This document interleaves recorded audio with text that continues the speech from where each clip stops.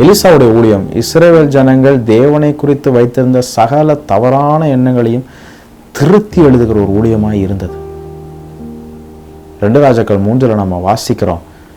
யூதாவுடைய ராஜா, இஸ்ரவேலுடைய ராஜா, ஏதோமுடைய ராஜாக்கள் எல்லாரும் சேர்ந்து மோவாபியருக்கு விரோதமாக யுத்தத்துக்கு போகிறாங்க.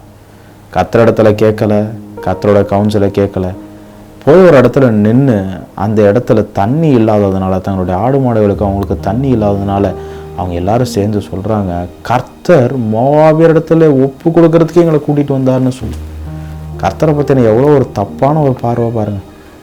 நல்லவேளை யூதாவின் ராஜா யோசபாத் சொல்கிறாரு, இங்கே கர்த்தருடைய வார்த்தையை சொல்கிறதுக்கு யாராவது இருக்கிறாங்களா? அப்போ தான் எலிசா வெளிப்படவே ஆரம்பிக்கிறார்.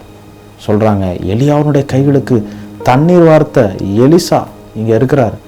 உடனே ராஜா சொல்கிறாரு, அவனிடத்துல கர்த்தருடைய வார்த்தை இருக்குது, வாங்க போவோம்னு சொல்லி.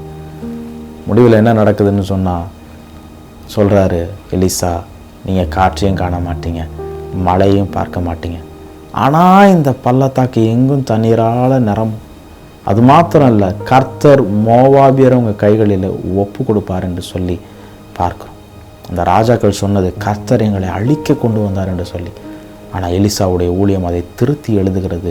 கர்த்தர் அழிக்க அல்ல, கர்த்தர் பாதுகாக்கவும், கர்த்தர் உயிர்ப்பிக்கவும், கர்த்தர் வெற்றியை தருகிறதற்கும் உங்களை அழைத்திருக்கிறார்.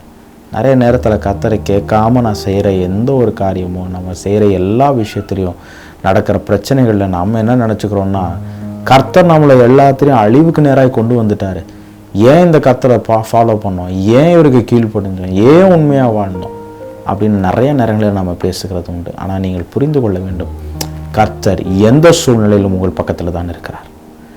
நீங்கள் கீழ்ப்படியாமல் செய்தாலும் சரி, உங்களோட இருந்து உங்கள் வாழ்க்கையை மாற்றி எழுதுகிறதற்கு, மாற்றுகிறதற்கு அவர் வல்லமை உள்ளவராய், இரக்கம் உள்ளவராய், கிருபை உள்ளவராய் இருக்கிறார். அவரை நீங்கள் கெட்டியமாக பிடிச்சு கொள்ளுங்க, அவரை பற்றி சரியாய் புரிந்து கொள்ளுங்க. இந்த வாழ்க்கையில் நாம் அவரை சரியாய் பிரதிபலிக்கிறதற்கு பயன்படுத்துவோம் என்று சொன்னால் நம்மை விட பாக்கியவான்கள் வேறு யாரும் இருக்க முடியாது. God bless you.